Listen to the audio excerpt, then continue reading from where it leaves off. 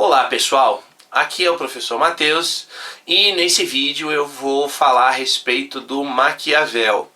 Eu quero ressaltar aqui que esse é mais um vídeo que eu estou fazendo aí atendendo aos pedidos de vocês, vocês que visitaram aí o meu canal, assistiram alguns vídeos e deixaram aí, dentre outros, o pedido para falar sobre o Maquiavel, Eu já fiz um vídeo anterior atendendo a pedidos, que foi o vídeo aí sobre o conflito entre a Rússia e a Ucrânia, E então eu tô vindo aqui mais uma vez aí atendendo a pedidos para falar sobre esse pensador florentino, Maquiavel, que viveu aí finzinho do século XV e início do século XVI.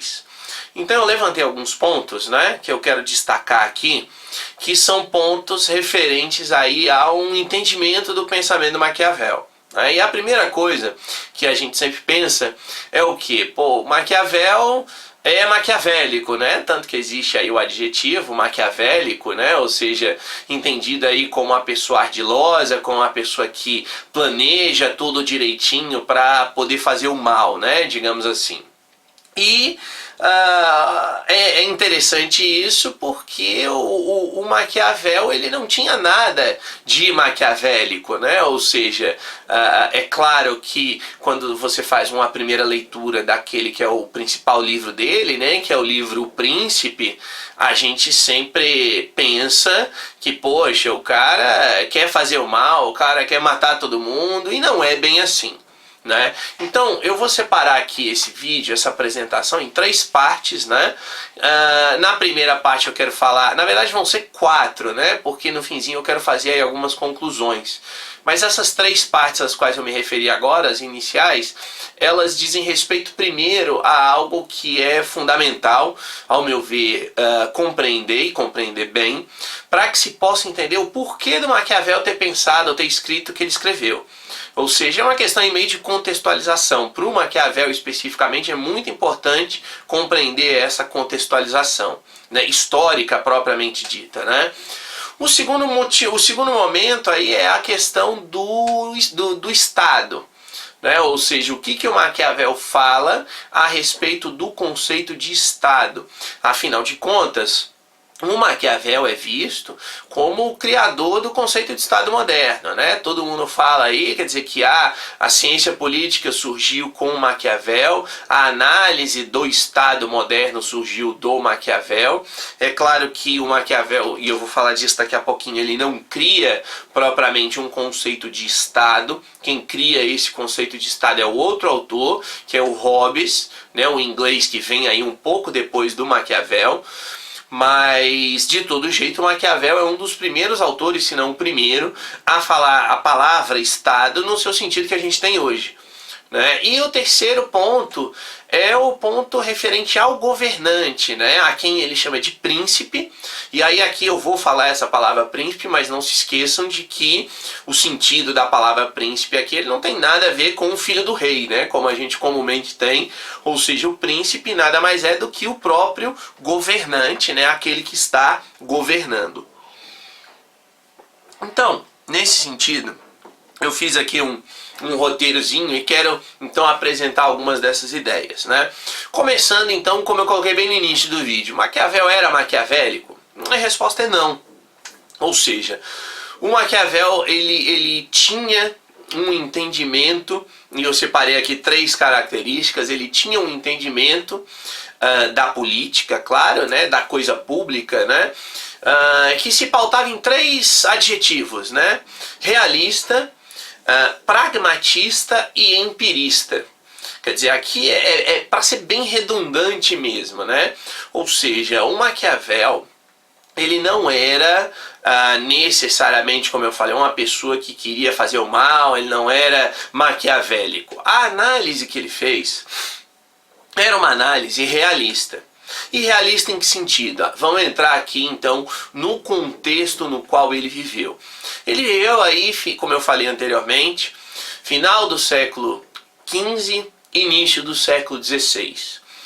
Ou seja, esse período, como todos vocês devem saber, é o período do Renascimento.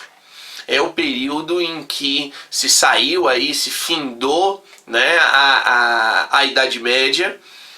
E é o período então em que surgiu o Renascimento, né, um movimento cultural aí, a própria palavra já diz, quer dizer, renascimento, renascimento em que sentido? Foi um nome dado pelos que viviam ali na época, pelos intelectuais da época, digamos assim, e a visão deles era bastante simples. Qual era a visão deles? A visão era que, bom, saímos daquela que era a Idade das Trevas, né, como ficou conhecida a Idade Média, ainda que de uma maneira completamente errônea, porque não era, ou seja, durante a Idade Média houve uma série de evoluções, talvez até científicas, digamos assim, ou pelo menos tecnológicas, né, mas, enfim, o fato é que ele viveu aí nesse renascimento, né? E esse renascimento, isso aí sim é inegável, que o renascimento ele trouxe uma característica que foi o surgimento de novas ideias, né? Ou seja, em todas as áreas, né? A área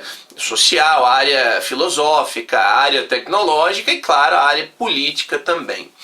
E isso é importante de se compreender, por quê? Porque o Maquiavel é um dos primeiros a quebrar com aquilo que aqui nesse vídeo eu vou chamar de maneira bem genérica de paradigma antigo. Ou seja, é claro que quando a gente fala aí de antiguidade, geralmente vem à mente gregos e romanos, depois tem o período da Idade Média, mas eu vou juntar isso aqui tudo e vou estar sempre chamando de antigo. Então esse pensamento político antigo, né, ele engloba aí, como eu falei, os gregos e romanos, engloba os medievais. E claro que, muito grosso modo, qual era a ideia de política para os gregos antigos? Então, na Grécia Antiga, de maneira muito geral, e aqui eu estou me referindo principalmente aí aos três principais pensadores gregos, que são o Sócrates, o Platão e o Aristóteles, mas a ideia ela continua depois, ainda no período romano, também antigo, né? Que aí vem com o Políbio, com o Cícero, por exemplo, que é o seguinte: a política ela deve ser desenvolvida no sentido de ser o governante a pessoa virtuosa. E aqui a palavra virtude, para os antigos, ela está relacionada com a ideia de altruísmo propriamente dito, né? Ou seja, a pessoa virtuosa, aqui, claro, colocando em palavras muito simples, seria aquela pessoa que não mente, né? Seria aquela pessoa que não rouba, aquela pessoa que não furta, aquela pessoa que pensa no bem do próximo. Ou seja, de maneira muito geral, se tinha essa ideia aí de que o político deveria ser essa pessoa virtuosa. E por que é importante destacar isso? Porque para esses pensadores, essa virtude ela seria consequência da lei natural. Ou seja, a natureza fez o homem virtuoso, né? Então, como essa virtude é uma consequência da lei natural, então caberia ao político, caberia ao governante repensar não, mas refletir, né? Pegar essa lei natural e colocá-la em prática, porque colocando essa lei natural em prática, por meio dessa ideia da virtude, então existiria aí um bom governo. Depois, durante a Idade Média, essa ideia ela permanece. Qual é a ideia que eu quero colocar aqui? A ideia de que depende de algo, digamos assim. Então, durante a Idade Média, e também de maneira muito genérica, o que seria o bom governante? O bom governante, e claro que aqui a gente está falando da Idade Média na Europa, né? Então, e se é na Europa, logicamente todos sabemos que na Europa quem mandava ali era a igreja cristã. Então, desse ponto de vista, o que se tinha? Quer dizer, o bom governante é aquele indivíduo que administra a sociedade com base nos princípios divinos. Né? Ou seja, o bom governante seria aquele que colocaria o cristianismo, digamos assim, ou seguiria o cristianismo e faria com que os seus liderados fossem para o paraíso, né? Colocando, repito, de uma maneira muito geral. Então, e aí, claro, né, aqui vem a ideia do não matarás, por exemplo, né? Ou seja, esse período antigo, e eu repito que o antigo aqui engloba gregos, romanos e medievais. Esse antigo ele tinha essa aparência de fazer o bem, digamos assim, né? E o que o Maquiavel trouxe de novidade, né? Ou seja, com esse renascimento, é que ele deixa de olhar ou ele deixa de defender aquilo que seria o dever ser.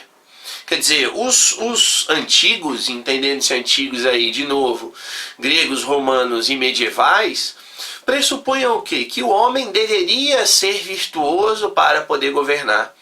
O homem deveria ser um bom cristão para poder governar. Então, de maneira geral, o que o Maquiavel colocou é, bom, esses caras que vieram antes de mim, eles pensam muito no dever ser. Eles pensam muito naquilo que deveria ser. O homem deveria ser virtuoso.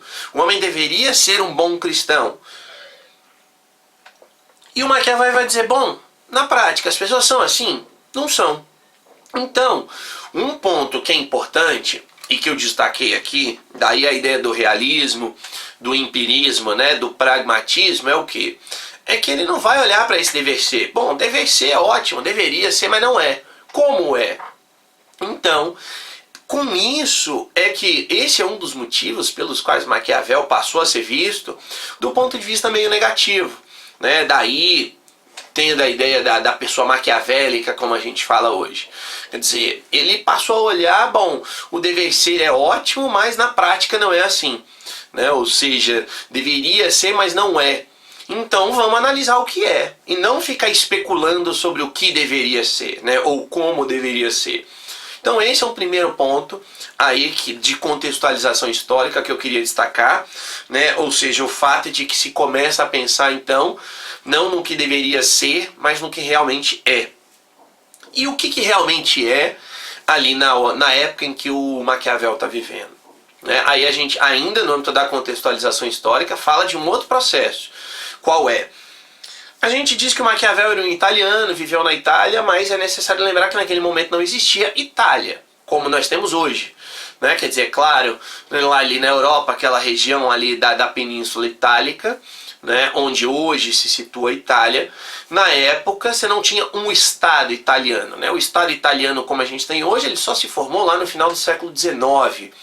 Então, o que existia na época? Existia uma série de estados. E aí lembrem-se, aqui eu estou falando usando a palavra Estado no seu sentido técnico, né? Ou seja, no sentido de um país soberano, tá?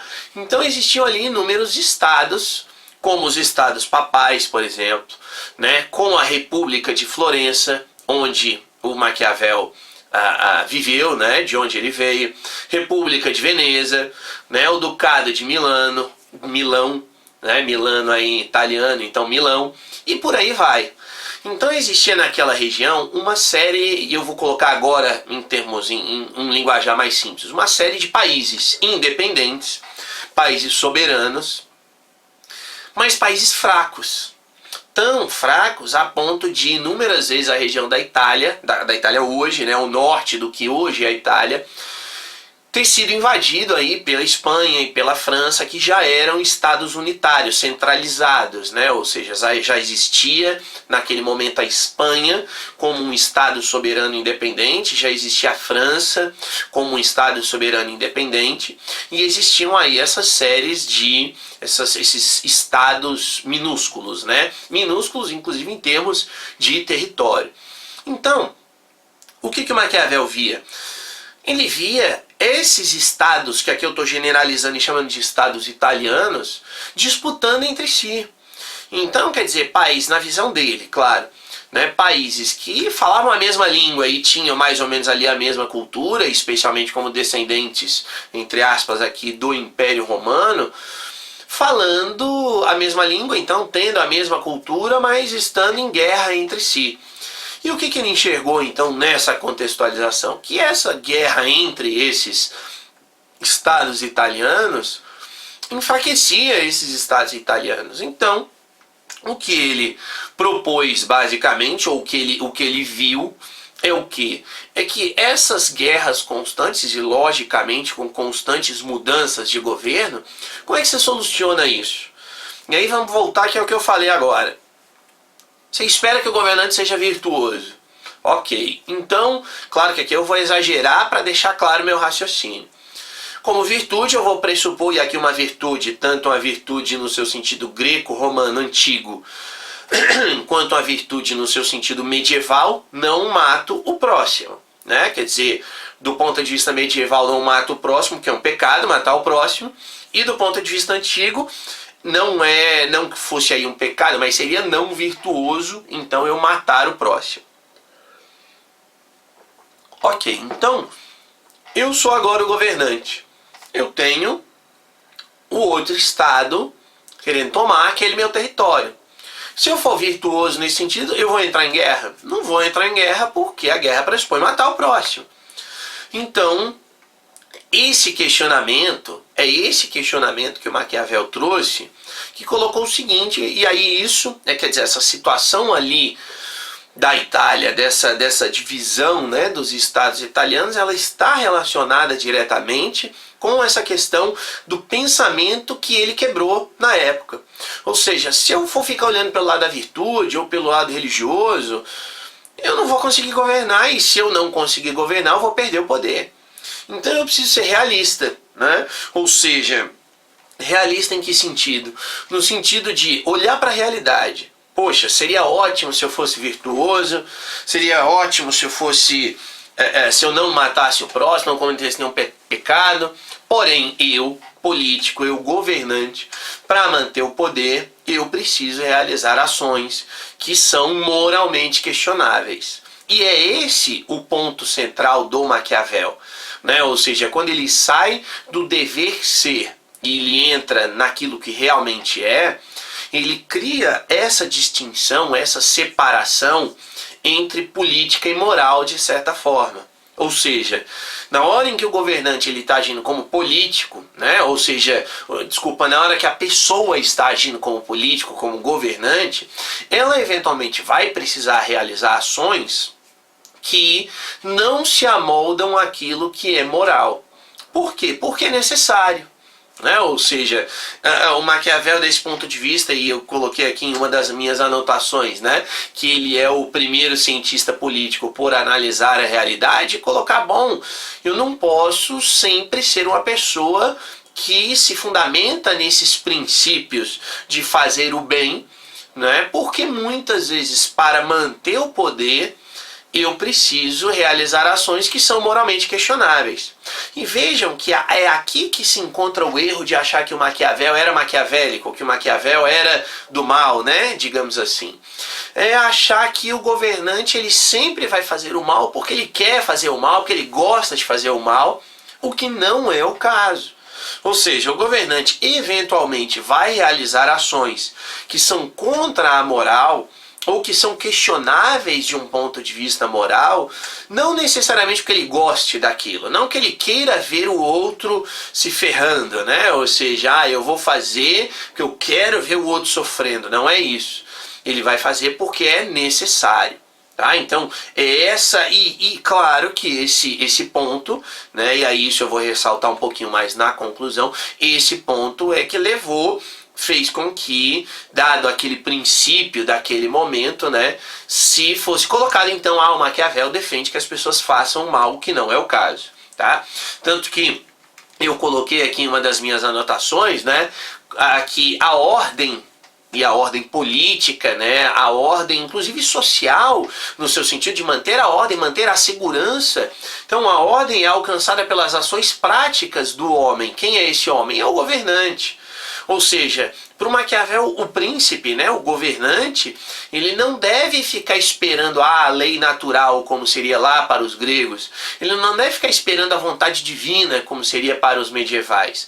Quer dizer, ou ele não é que ele não vai ficar esperando, ele não pode se limitar à lei natural, ele não deve se limitar às leis que teoricamente estariam vindo aí de Deus.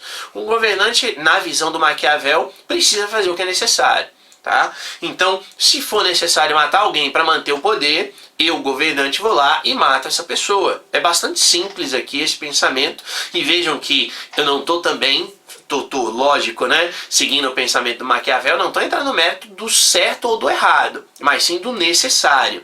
Né? Já que ele, dada esse contexto, essa situação de inúmeros países disputando entre si, sem uma força, sem união, ele chega a essa conclusão, né? Qual seja a de que o que mantém a ordem dentro de um determinado país, o que mantém a estabilidade política, né, e jurídica de um país, é o uso da força. Ou seja, não é a lei natural, não é a lei divina, né? Quer dizer, se poderia aqui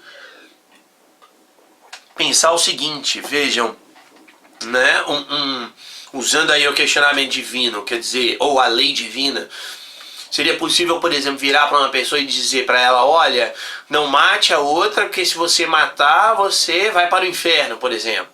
Né? Não faça isso porque Deus não quer. Ou, olha, não mate alguém, porque matar alguém é contra a ordem natural das coisas. É lógico que vai haver pessoas que vão concordar com esse raciocínio. Mas vai haver outras que vão dizer assim, bom, beleza, é contra a vontade de Deus, mas Deus não está aqui para me punir. A pessoa pode pensar desse jeito.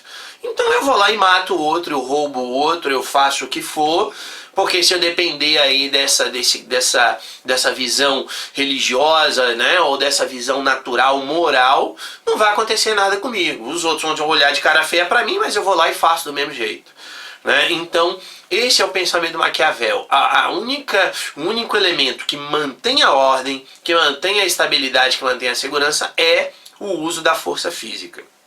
Então, dito isso, quem é capaz de manter a força física? Ou quem é capaz de exercer a força física? E aí é que eu entro aqui no segundo ponto, né, que é o Estado. Quer dizer, como eu falei no início, o Maquiavel, ele vai ser então o primeiro, visto como o primeiro cientista político, o primeiro escritor que vai usar a palavra Estado no sentido que a gente tem hoje. Né? Ou seja, eu geralmente uso como definição de Estado um autor alemão do século XX, final do século XIX, início do século XX, que é o Max Weber. E o Weber, ele coloca uma definição que é muito clássica na definição de Estado, né? Quando ele coloca que o Estado é aquele grupo de pessoas, é aquela instituição que detém o monopólio legítimo do uso da força física dentro de determinado território. Então, quando a gente pensa nesse sentido, o conceito de Estado, e aqui expandindo um pouquinho o conceito do Weber, mas colocando aí Estado como uma instituição que administra um território, sendo que dentro desse território, então, existem pessoas, né? Tem ali o povo que vive no território. Quando a gente fala assim, é possível pressupor que existia Estado desde sempre. Quer dizer, quando a gente olha lá para as cidades-estado gregas ou para o Império Romano, era uma instituição que administrava um povo que estava dentro de determinado território. Né? Ou mesmo durante a Idade Média, né? Ou seja, os inúmeros senhores feudais, por exemplo. O que os senhores feudais faziam? Administravam um povo dentro de determinado território.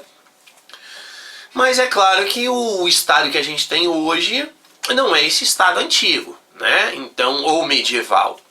Então, desse ponto de vista, o que o Maquiavel vai ali dar o pontapé inicial é para o surgimento desse Estado moderno, que tem uma característica que é central, qual seja, que é, e aí até me perdoem aqui a redundância, a característica central do Estado moderno é a centralização do poder político. Quer dizer, vamos nos lembrar aqui, e aqui também de maneira muito geral, do período medieval, né? Quer dizer, claro que no período medieval existiam reis, existiam príncipes, existiam soberanos, mas o poder político propriamente dito não estava só no rei. Quer dizer, o poder político estava ali nos inúmeros senhores feudais que administravam aquele território medieval, né? Ou seja, de um ponto de vista muito prático, se eu fosse um senhor feudal, quem mandava no meu território era eu. O rei estava acima de mim, sim, mas o rei não poderia dar ordens dentro do meu feudo. Né? Então, ou seja, o poder político ali, entende-se aqui o poder político como poder de coerção, principalmente, o poder político estava descentralizado. Então, o ponto que o Maquiavel traz é essa ideia de centralização do poder político. Ou seja, o poder político, entendendo-se aqui, poder político como o uso da força física para manter a ordem, para manter a estabilidade, precisaria estar, então, nas mãos do soberano, nas mãos do príncipe, nas mãos do governante. E E isso era necessário para que se garantisse a soberania dentro daquele território. Então, em termos de Estado propriamente dito, a ideia básica do Maquiavel é essa, né? Centralização do poder político nas mãos de uma pessoa ou de um grupo, né? Mas o que não pode ocorrer é que cada cidadão, entendendo isso aqui o cidadão como aquele senhor feudal que eu citei agora, não pode ocorrer que cada cidadão tenha a possibilidade de usar a força como bem entender, né? Porque se isso ocorrer, vai haver conflito entre as pessoas e, óbvio, elas vão usar a força e aí não tem como se manter a ordem dentro daquele território, tá? Então, a soberania, ela é consequência da centralização do poder político dentro daquele determinado território. Pois bem, como é que se mantém então isso? E aí aqui entra um outro ponto, que ainda é no âmbito do Estado, mas é um outro ponto importante. Naquele momento em que o Maquiavel estava vivendo, era muito comum a existência de tropas mercenárias. E o que eram essas tropas mercenárias? Basicamente, soldados que lutavam por aquele que pagasse mais, né? A ideia é bastante simples. Então, para essa centralização do poder político e para o exercício dessa soberania por parte do Estado, o Maquiavel é muito claro em defender não tropas mercenárias, mas aquilo que ele chama de tropas nacionais, né? Que de maneira geral a gente pode entender aí como que nós temos hoje, que são as Forças Armadas, né? Ou seja, hoje as Forças Armadas elas não defendem uma pessoa, elas defendem o Estado, né? No caso do Brasil, defendem o Estado brasileiro, defendem o país, né? Então a ideia do Maquiavel era essa. Por quê? Porque, como eu falei, como era costume na época a existência de tropas mercenárias, então, por exemplo, teve uma guerra lá entre Florença e Veneza. Então, Florença vai lá e paga 100 para essas tropas mercenárias, para esses soldados. Veneza paga 150. Se Veneza pagasse 150, o cara ia lutar por quem? Óbvio que por quem está pagando mais. E aí, se a cidade de Florença não tivesse como pagar mais do que os 150 oferecidos por Veneza, o que ia acontecer? Né? Ou seja, provavelmente Veneza ia vencer, ia dominar Florença, então era mais ou menos desse jeito. Quer dizer, eram soldados profissionais, mais profissionais no sentido de ser a profissão de soldado, né? de guerreiro aí, lutando por quem pagasse mais. Então Maquiavel ele é muito enfático nesse ponto aqui, de que só vai haver centralização do poder político, só vai haver a soberania do Estado se esse Estado possuir tropas nacionais e não tropas mercenárias. Tá? Então esses seriam aí os dois pontos centrais referentes ao Estado, né? Centralização do poder político que gera a soberania por meio das tropas nacionais. Senão, não tem como centralizar o poder político. E o terceiro ponto, né? Eu falei no início lá do vídeo que eram 3 pontos, 4 com a conclusão, mas 3 pontos centrais. O contexto histórico, que eu falei que era a questão lá do Renascimento, por um lado, e a questão da divisão entre inúmeros estados italianos na época. O segundo é essa questão do Estado, ou seja, o Estado precisa centralizar o poder político, ser soberano por meio de tropas nacionais. E aí a gente chega aqui ao terceiro ponto, ao terceiro tópico, digamos assim, do pensamento do Maquiavel. Qual é? É aquele ponto que ele fala a respeito das características do governante, do príncipe em si. Então, ele entra no mérito, claro, da instituição, né, o Estado, que é o segundo ponto que eu falei agora, mas a gente precisa se lembrar aqui que o Maquiavel ele é o primeiro. Então ele está num processo de transição entre aquele período antigo, né, entendendo isso de novo, repito, gregos, romanos e medievais, para o novo. Então o Maquiavel ainda traz muito, apesar dele criar o Estado, criar a instituição Estado, né? Ou seja, ele começa o processo de despersonalização do Estado, né? Ou seja, de transformar o Estado em uma instituição, não em algo pessoal do governante. Mas ele ainda, lógico, está nesse processo de transição, então ele ainda considera como fundamental levar reparar, ter atenção nas qualidades ou características pessoais do governante. Né? Um fato que, bem ou mal, não deixa de acontecer até os dias de hoje. Né? Mas enfim, eu destaquei aqui então 4 pontos centrais, que são características do governante, do príncipe. Tá? E a primeira delas, que eu acho que é a mais conhecida quando se fala do Maquiavel, é a distinção que ele faz entre virtude e fortuna. Tá? Ou seja, ele vai usar então, e nas traduções, geralmente para o português se mantém essa palavra virtu, né? E eu vou usar ela aqui, que basicamente então é a ideia de virtude, mas aí virtude não naquele sentido antigo.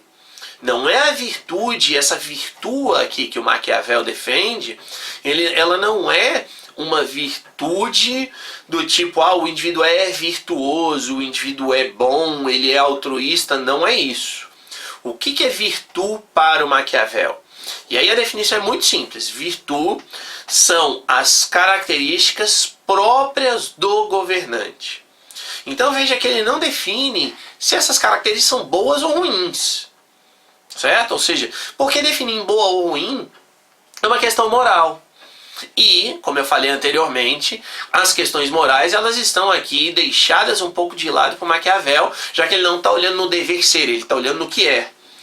Então, a virtude são essas características próprias do príncipe, né? São esses elementos próprios do governante, tá? São características que lhe são intrínsecas, né? São próprias do governante, e isso implica em uma consequência muito clara para o Maquiavel, que significa o quê? O príncipe ele é virtuoso nesse sentido do Maquiavel quando ele age conforme a necessidade. Tá? Ou seja, quando ele se depara com uma determinada situação, ele busca o melhor daquela situação. E o que é esse melhor? É a manutenção do poder, é a sua manutenção ali, a sua perpetuação no poder político. Tá? Então, virtude simples, características próprias do governante. Surgiu uma oportunidade, o que ele faz? Ele vai lá e aproveita essa oportunidade da melhor forma que for possível. E quando eu digo, repito, melhor forma que for possível, não estou dizendo melhor forma moral que for possível, mas sim melhor forma prática que for possível, né? Já que é isso que vai manter aí, que vai perpetuar o poder do governante. O outro ponto, que também é muito, que é uma espécie de contraponto à virtude, é a ideia da fortuna. Que, claro, fortuna aqui não tem em absoluto nada a ver com dinheiro ou com recursos financeiros. A palavra fortuna aqui para o Maquiavel, ela se relaciona à sorte. Tá? Então, há oportunidades que surgem ali para o governante. Tá? Então, o que é o governante ideal? Né? É aquele que alia a virtude e a fortuna. Então ele entra, por exemplo, no mérito da conquista de novos territórios. Qual é a maneira mais fácil de você conquistar um novo território? E aí ele coloca, por exemplo, a hereditariedade. Claro que, repito, ele está falando lá da época dele. Então a hereditariedade é uma maneira muito simples de você adquirir um novo governo, né? É a maneira mais simples de você se tornar um novo governante. Porque se é por hereditariedade, seu pai morreu, o governo é seu. Ponto final. Então isso seria identificado a fortuna, é a sorte. Qual é a sorte? A sorte é você ser filho do rei. Né? Agora, qual seria aí pela virtude? Né? A virtude seria aquele indivíduo que quer conquistar um novo território, por exemplo, e aí ele faz o que? Ele cria toda uma estratégia, estrutura o seu exército, suas forças armadas, escolhe o momento certo de agir devido a características ali pesquisadas, e aí ele vai lá e conquista. Né? Então, ainda nesse sentido, né? O Maquiavel coloca a questão das armas, ou seja, qual é a melhor forma de conquistar? É pelas suas próprias armas, pelos seus próprios exércitos. Né? Fazer uma aliança, por exemplo, é algo bom? É algo bom porque se você faz uma aliança você tem mais recursos. Mas isso pode ser complicado depois. Por quê? Porque aqueles recursos não são seus. Então você faz uma aliança com alguém hoje, e aí juntos vocês conquistam algo novo, mas amanhã aquele que é o seu aliado te trai, porque ele tem outros interesses. Então aí aquela base de sustentação que você tinha do seu poder político deixa de existir porque o cara com quem você era aliado saiu fora. E aí? Então a ideia básica aqui da virtude e da fortuna é essa, né? A virtus é aquilo que é próprio do príncipe, aquilo que é próprio do governante, que ele faz conforme os seus próprios recursos e consegue conforme esses seus próprios recursos. Enquanto a fortuna é aquilo que ocorre de bom por sorte. E lógico que aí o governante ideal é aquele que une os dois, né? É aquele que vê um fato ocorrendo, um fato alheio à sua vontade, portanto seria a fortuna lhe sorrindo, digamos assim, e se utiliza dos seus méritos próprios, da sua virtude, para tirar o melhor possível daquele fato ali que está ocorrendo.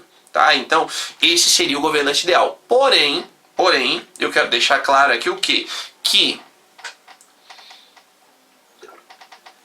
suponhamos um governante que tem a fortuna e o outro que tem a virtude. Qual dos dois? Só isso, separados. Qual dos dois é o melhor? É o que tem a virtude. Ou seja, o Maquiavel deixa isso muito claro. A fortuna ela é, de certa forma, secundária. Por quê? Porque do mesmo jeito que podem ocorrer coisas boas, podem ocorrer coisas ruins com o governante. Então, o principal são as características próprias e a virtude própria do governante, para que, conforme a fortuna, ele saiba se posicionar e tirar o melhor para quê? Para atingir qual objetivo? Manutenção do poder político. Outro ponto importante que se encaixa nisso é aquilo que o Maquiavel entende como as crueldades bem exercidas, bem praticadas, ou as crueldades mal praticadas, né? E aí você pode pensar, poxa, mas se é uma crueldade já não é ruim? Sim, mas o bom e o ruim devem ser bem praticados pelo governante. Então o que é uma crueldade bem praticada?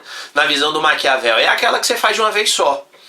Né? Ou seja, aquela que o governante vai lá, impõe e faz e ponto final. E acaba. Por quê? Porque o Maquiavel lá no século XV, XVI, já dizia o quê? O povo esquece. Então hoje, eu, governante, põe em prática uma medida que ninguém quer, impopular. Todo mundo vai chiar, todo mundo vai reclamar, ok. Daqui a um tempo, quem vai se lembrar disso? Então, ninguém vai se lembrar disso, né? De maneira genérica, claro. Poucos vão se lembrar disso. Então, por esse motivo, essa é uma crueldade bem praticada. Já a crueldade mal praticada, obviamente, é o contrário. É aquela em que o governante precisa fazer algo de ruim e ele vai fazendo aos pouquinhos. Então, um exemplo aqui, trazendo para a nossa realidade bem simples. O que é uma crueldade bem praticada? É um aumento de imposto, por exemplo, que você faz de uma vez só. E claro que aqui é exagerado para deixar claro o raciocínio. Você vai aumentar o imposto de um produto X de básico de 10% para 20%. Então aumenta o preço. Aumenta em 10% o preço final do consumidor, por exemplo. Isso é ruim. Mas todo mundo vai reclamar, vai chiar, vai achar ruim, mas vai achar ruim agora. Mais para frente, as pessoas vão se acostumar com aquele preço novo, com aquele imposto novo e ninguém vai reclamar, né? Ou podem até reclamar no futuro, mas vão reclamar de uma maneira tipo, pois é, não deveria ter, mas tem, vamos lá e temos de fazer.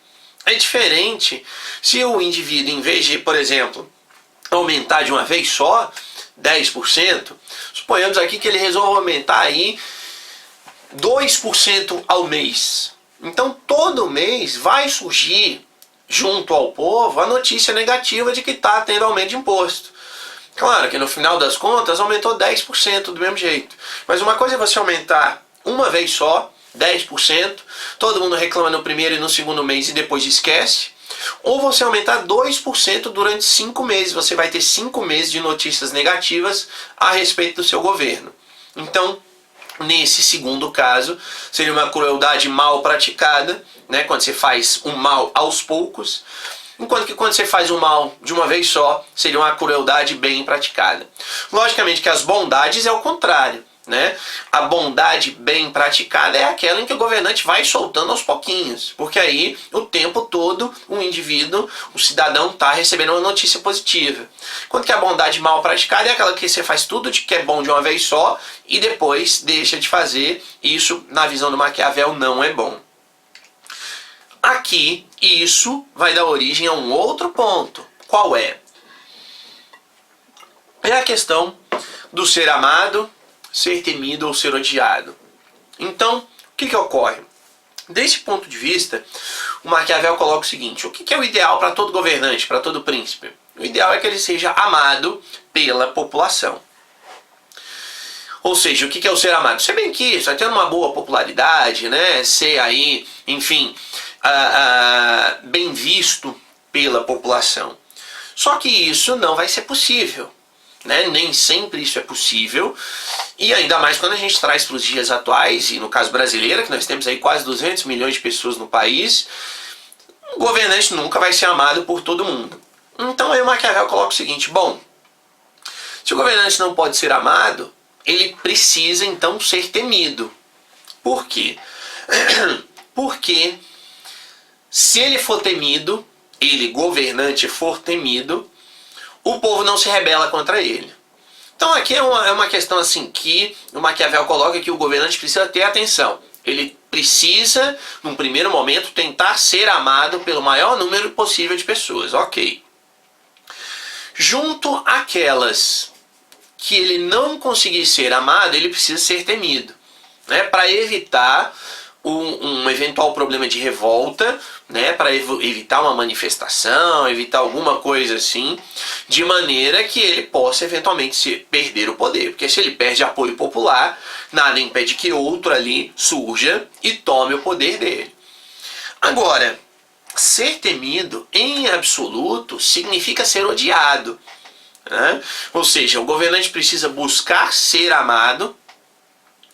Se não conseguir, ele precisa buscar ser temido, mas ele nunca pode ser odiado. Não que ele vá buscar ser odiado, não vai, né? Seria muita burrice. Mas o governante não pode buscar ser odiado. Por quê? Porque o governante que é odiado, ele cria no governado uma sensação de que esse governado não tem nada a perder. E se o governado não tem nada a perder, o que impede o governado de se rebelar contra o governo? Mesmo que o governo vá lá e use a força, né, para poder manter a ordem. Então, esse é um outro ponto importante, né? Ou seja, o governante ele tem de buscar ser amado. Se ele não conseguir, ele precisa então ser temido para evitar revoltas, ou seja, atuar de maneira que gere esse temor no próximo, no cidadão, né, para que o cidadão o obedeça. Mas nunca ultrapassar um limite entre o ser temido e o ser odiado, né? Ou seja, o governante, aí é que a gente volta na questão da virtude. Ou seja, o governante precisa ser virtuoso, né? Ter a virtude de saber que limite é esse, de saber até onde ele pode ir, de saber, bom, até aqui eu posso estar agindo dessa maneira, porque essa maneira gera o temor do governado. Então o governado não vai se rebelar contra mim. Mas se eu for além desse limite, o governado vai ficar irritado, o governado vai ficar decepcionado, né? Ele vai se rebelar contra mim.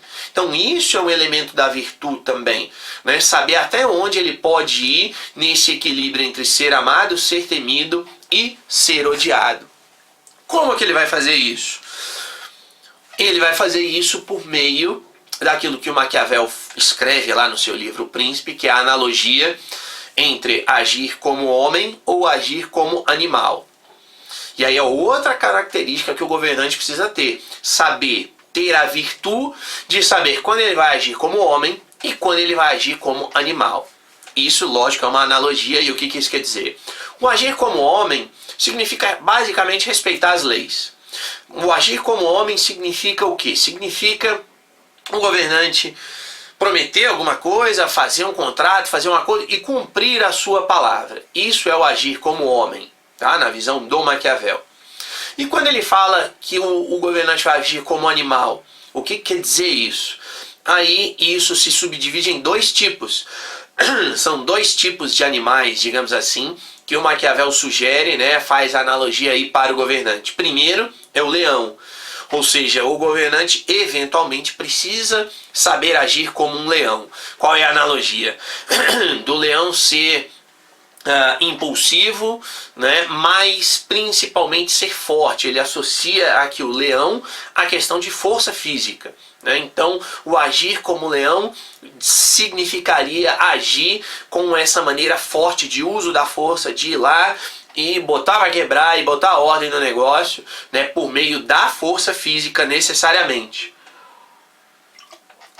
E o agir como raposa é o quê? É agir pela esperteza. Então, quando for necessário, né, o governante vai lá e faz um acordo hoje, mas amanhã esse acordo não lhe é bom. Esse acordo é ruim para o governante. O que o governante tem que fazer? Cumprir o acordo? De jeito algum. O governante precisa ser esperto, daí a ideia da raposa, né, de simplesmente denunciar o contrato, denunciar o acordo, desfazer o acordo, não cumprir o acordo. Por quê? Porque se ele cumprir, aquilo vai ser ruim. Quer dizer, hoje aquele acordo lhe trouxe benefícios. Amanhã o acordo não trouxe, não trará mais benefícios, né? Seja pelo motivo que for. Então o governante tem que fazer o quê? Não cumprir o acordo. Simples. Tá? Do ponto de vista do Maquiavel é não cumprir o acordo, porque, lógico, se ele cumpre o acordo, ele sai perdendo. E ele não pode sair perdendo. Né? Quer dizer, o governante então ele precisa ter a virtude. Para quê? Para perceber se esse tipo de situação lhe traz pontos positivos ou negativos. Se trouxer pontos negativos, ele precisa então não cumprir aquilo, mas não é também o não cumprir pelo não cumprir. Quer dizer, o não cumprir porque isso pode lhe trazer prejuízo, mas aí o governante precisa ter, e daí a gente volta aqui à questão das crueldades, por exemplo, volta à questão do limite entre ser temido e ser odiado, né? Volta a questão da virtude. O governante precisa ser capaz de perceber, bom, não cumprir um acordo, quais as consequências? Porque eu vou ter de arcar com essas consequências depois. Porque se eu faço uma aliança com outro e amanhã ou depois eu não cumpro mais essa aliança, o outro pode se revoltar contra mim. E aí eu vou ter condições de segurar, né, de me manter no poder? Então, esses três elementos aí, o agir como homem, o agir como leão, o agir como raposa, né, são outras características que o governante precisa ter, e o governante então precisa ter a virtude para saber como atuar como homem, como atuar como leão, quando atuar como homem, quando atuar como leão, quando atuar como raposa, para poder atingir os seus objetivos, né? E nisso entra uma outra característica que o Maquiavel deixa muito explícito lá. O governante precisa ter a virtude, então veja, é a qualidade, né? A característica própria do governante de parecer ser. É um ponto que o Maquiavel define, que é o parecer ser. Por quê? Porque ele coloca, o governante precisa parecer ser bondoso, o governante precisa parecer ser altruísta, né? Precisa parecer ser religioso eventualmente. Por quê? Não que ele necessariamente seja, mas ele precisa parecer ser para concretizar aqueles elementos do amar, do ser amado ou ser temido, por exemplo, né? Para evitar o ser odiado, né? E principalmente aqui para se manter no poder. Tá? Então, esse é um outro ponto que o Maquiavel deixa muito claro, né, de que o governante precisa, então, ter essa característica do parecer ser, né, para mostrar que é uma coisa, ainda que não seja aquilo ali. Então, em síntese aqui, a gente tem aí o quê?